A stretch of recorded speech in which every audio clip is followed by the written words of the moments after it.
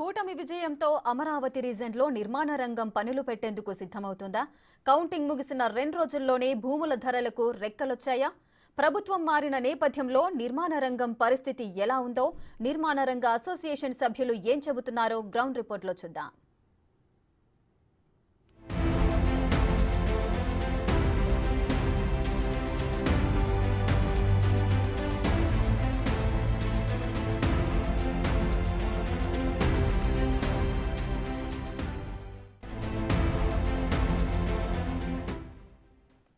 అమరావతి, గుంటూరు ప్రాంతాల్లో గత 5 ఏళ్లలో నిర్మాణ రంగంలో అనేక నష్టాలు వచ్చిన మాట వాస్తవమేనా? ఒక పర్మిషన్ రావాలంటే సంవత్సరాలు ఎదురు చూశామంటున్నారు నిర్మాణ రంగ అసోసియేషన్ సభ్యులు. ప్రభుత్వం నిర్మాణ రంగ సభ్యులతో ఒక్క మీటింగ్ కూడా పెట్టకుండా 5 ఏళ్ల పాటు టైంపాస్ చేశారంటున్నారు. ఆ డీటెయిల్స్ మా ప్రతినిధి సాయి అందిస్తారు.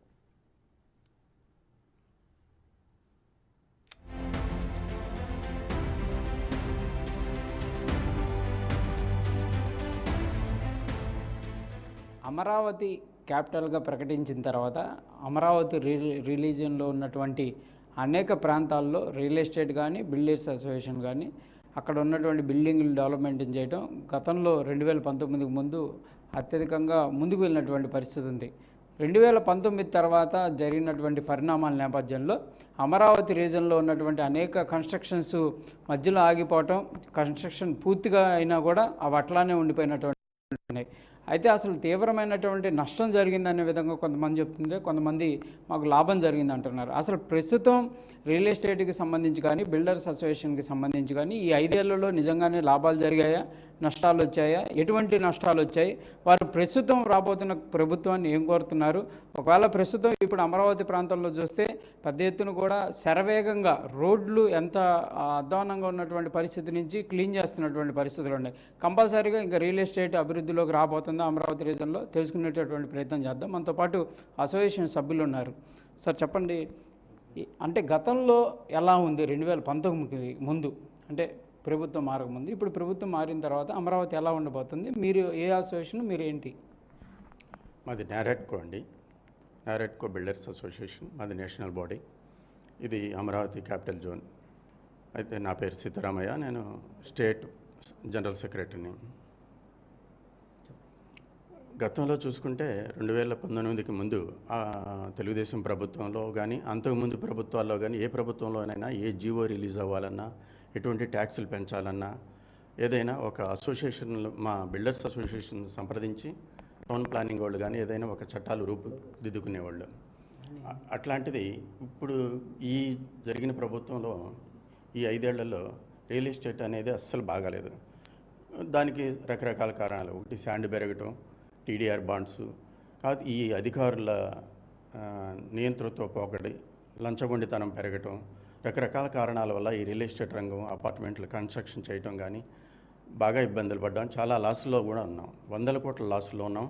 అయితే కొన్ని తాడేపల్లి, మంగళగిరి కొన్ని ఏరియాలో మా సభ్యులు అయితే బ్యాంకుల్లో ఎన్పీ అయిపోయి చాలా ఇబ్బందులు పడి చాలా అవసరం పడుతూనే ఉన్నాం. ప్రస్తుత పరిస్థితి అట్లా ఉంది.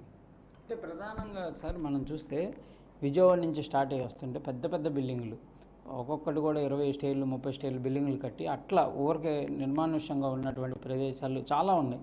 ఎందుకు అట్లా ఆగిపోయినాయి? ఎందుకు అమ్ముడుపోలేదు? అంటే ఓన్లీ క్యాపిటల్ అనేది మార్పు జరగటం వల్లే నష్టం జరిగింది అనుకోవచ్చా? క్యాపిటల్ మారటం ఒక సమస్య అయితే, ఈ స్టేట్లోకి ఏ ఇతర కంపెనీలు కానీ ఏ డెవలప్మెంట్ కానీ లేకపోవటం మెయిన్ ప్రధాన కారణం. మెయిన్ సాఫ్ట్వేర్ ఇండస్ట్రీ వస్తుంది. మన బైఫర్కేషన్ అయిన తర్వాత ఈ స్టేట్లో ఎటువంటి ఇండస్ట్రీ లేదు కాబట్టి అప్పుడెప్పుడే కొత్త ఇండస్ట్రీలు వస్తున్నాయి అని మా వాళ్ళు చాలామంది హైరైజ్డ్ బిల్డింగ్స్ కట్టడం జరిగింది. ప్రస్తుతం అమరావతి ప్రాంతంలో రోడ్లను కూడా క్లీన్ చేస్తున్నటువంటి పరిస్థితి ఉంది. అమరావతి రీజన్లో గుంటూరు కానీ అమరావతి ప్రస్తుతం కోర్ అమరావతిలో కానీ రానున్న రోజుల్లో రియల్ ఎస్టేట్ ఎలా ఉండబోతుంది అనుకుంటున్నారు? ఆశాజనకంగా ఉండద్దని మేము కూడా ఎదురు చూస్తున్నామండి. ఎందుకంటే అంతకుముందు 5 సంవత్సరాలు బాగుంది కాబట్టి ఏదో సింగపూర్ సిటీ లాంటిది మన ఆంధ్ర కూడా చాలా డెవలప్ అయ్యిద్దని ఎదురు చూస్తున్నాం. ప్రజలు కూడా అదే ధోరణిలో ఉన్నారు. ఒక ప్రభుత్వం మీద నమ్మకం ఉంటేనే ఏ సాఫ్ట్వేర్ ఇండస్ట్రీ వాళ్ళైనా ఎంప్లాయీస్ అయినా ఆ ఇండస్ట్రీస్ అన్నీ బాగుంటే మా ఇండస్ట్రీ బాగుంటుంది. వాళ్ళందరూ కొనుగోలు చేస్తేనే వాళ్ళ కొనుగోలు శక్తి పెరిగితే మా వ్యాపారం బాగుంటుంది. మీరు చెప్పండి, 2019కి ముందు ఎట్లా ఉంది? అసలు అప్పట్లో ఏమైనా లాభాలు ఉన్నాయా? అసోసియేషన్కి సంబంధించి మీరు ఏ విధంగా అప్పుడు చూసినటువంటి పరిస్థితుల్లోనే 2019 తర్వాత ఎలాంటి సిచ్యువేషన్ ఎదుర్కొని కోట్ల మేర నష్టం జరిగి ఉండొచ్చు?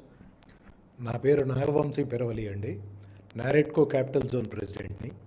మనం రాష్ట్రం విభజిత ఆంధ్రప్రదేశ్ 2014 తర్వాత చంద్రబాబు నాయుడు గారు ముఖ్యమంత్రి అయిన తర్వాత అమరావతిని క్యాపిటల్గా అనౌన్స్ చేశారు. అనౌన్స్ చేసి ఎన్నో అభివృద్ధి కార్యక్రమాలు ఒక అంతర్జాతీయ నగరంగా తీర్చిదిద్దటానికి ఆయన ఎన్నో ప్రణాళికలు వేశారు. సింగపూర్ నుంచి ఇన్వెస్టర్స్ని తీసుకొచ్చారు.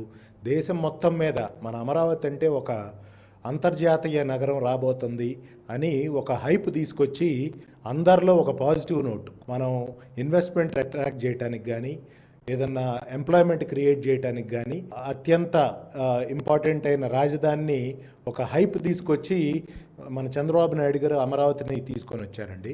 ఆ రోజు మన ఇండస్ట్రీకి, కన్స్ట్రక్షన్ ఇండస్ట్రీకి, గవర్నమెంట్కి ఒక మంచి అనుసంధానం ఉండిందండి.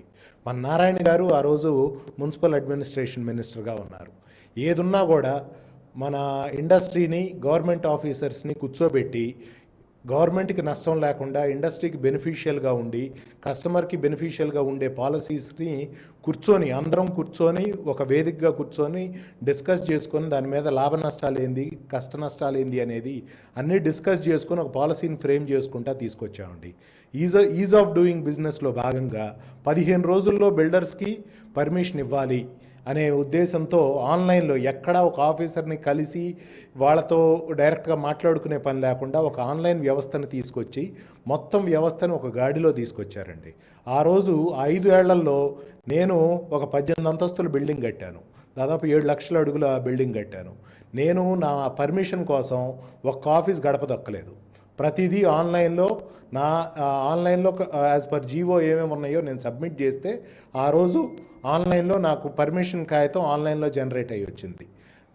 నా పర్మిషన్ అంత బిల్డింగ్ దాదాపు 7 లక్షల అడుగు, 18 ఫ్లోర్లు, గుంటూరులోనే అత్యంత ప్రెస్టీజియస్ బిల్డింగ్గా జ్యోతిర్మయి పామ్ స్ప్రింగ్స్ని నిర్మించడం జరిగింది.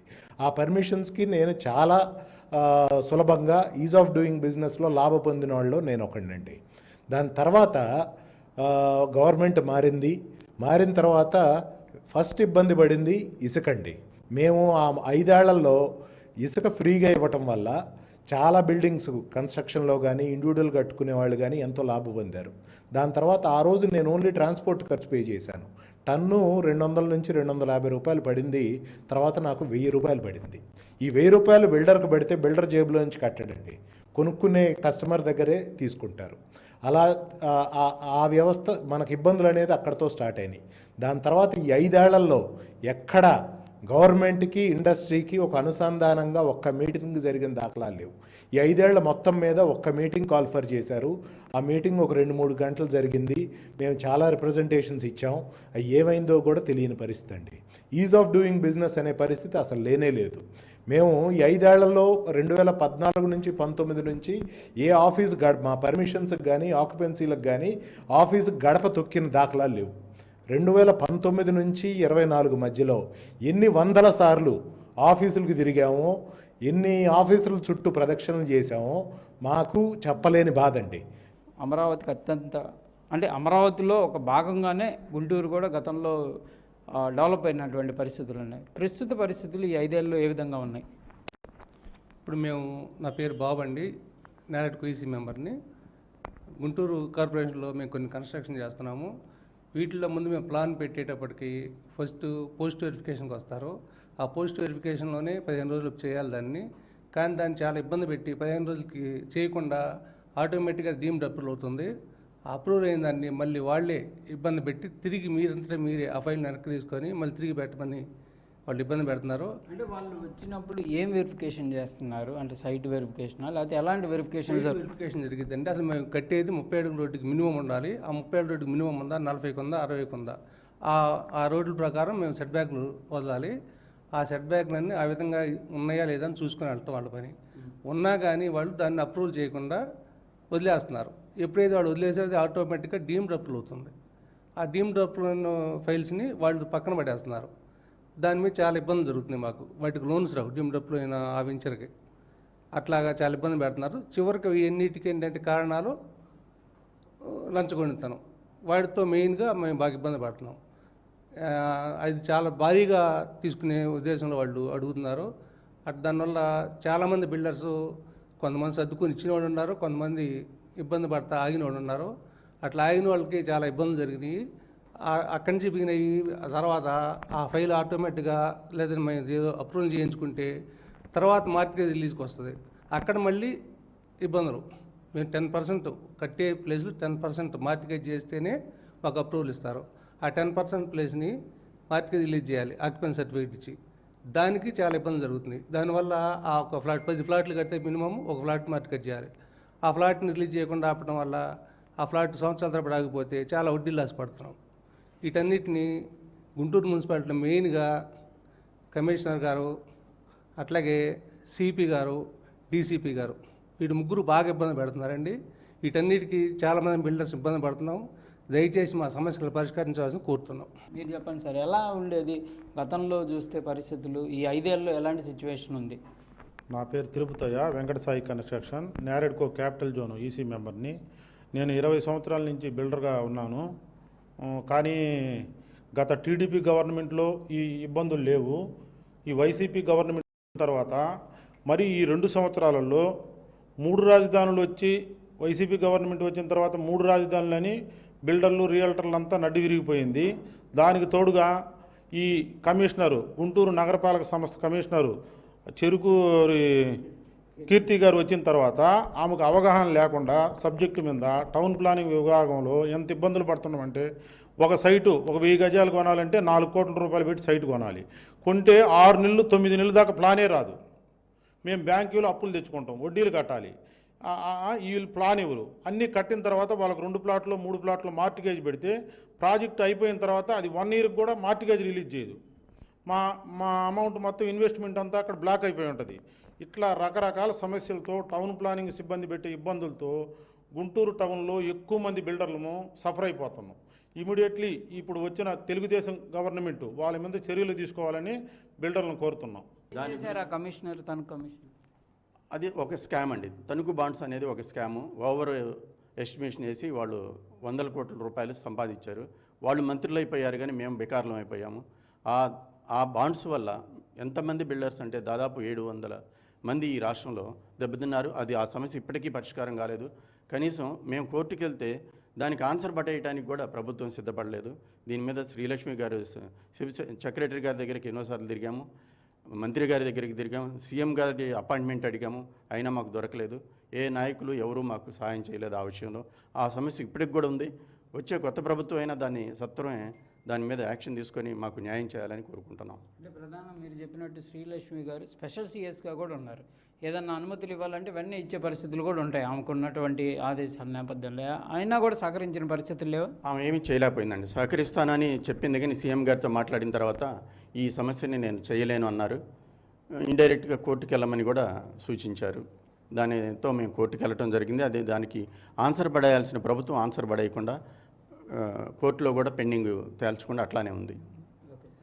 ఇది ఫైనల్గా కూడా ప్రజెంట్ ఉన్నటువంటి సిచ్యువేషన్, గతంలో ఉన్నటువంటి సిచ్యువేషన్ బేరీ చేసుకుంటే తీవ్రమైనటువంటి నష్టాలు, అంటే ఒక ట్యాక్స్ కట్టడానికి సంబంధించినటువంటి అంశాలు కానీ, లేకపోతే రోడ్ ఎక్స్టెన్షన్కి సంబంధించినటువంటి కాలువల నిర్మాణంలో కొంత భాగం ఇవ్వాలనే దానికి సంబంధించి కానీ, ఇలా అనేక రకాలుగా పర్మిషన్లకు సంబంధించి, లేకపోతే ఈజీ ఆఫ్ డూయింగ్ బిజినెస్ని పక్కన పెట్టేసి మాన్యువల్గా ఇచ్చేటటువంటి పర్మిషన్లు, ఇలా అనేక రకాలుగా చేస్తున్న నేపథ్యంలో తీవ్రమైనటువంటి ఇబ్బందులు ఎదుర్కొన్నామనే విధంగా కూడా డెవలప్మెంట్ అసోసియేషన్లు అయితే చెప్తున్నారు. ఇవన్నీ కూడా రానున్న రోజుల్లో కంపల్సరీగా పరిష్కారం అవుతాయి. మేము ప్రశాంతమైనటువంటి వాతావరణంలో మేము నిర్మాణాలు చేపట్టేటటువంటి అవకాశం ఉంటుందనే విధంగా కూడా క్లియర్గా చెప్తున్నటువంటి పరిస్థితులు ఉన్నాయి. కొత్త ప్రభుత్వం ఏర్పడ్డాక కంపల్సరీగా వీటిపైన గతంలో ఎవరైతే ఇబ్బందులు పెట్టారో వాళ్ళందరిపైన చర్యలు కూడా తీసుకోవాలనే విధంగా కూడా అసోసియేషన్లు కోరుతున్నటువంటి పరిస్థితి అయితే ప్రజెంట్ కనబడుతుంది. కెమెరామ్యాన్ సిద్ధుతో సాయి శంకర్, గుంటూరు నుంచి.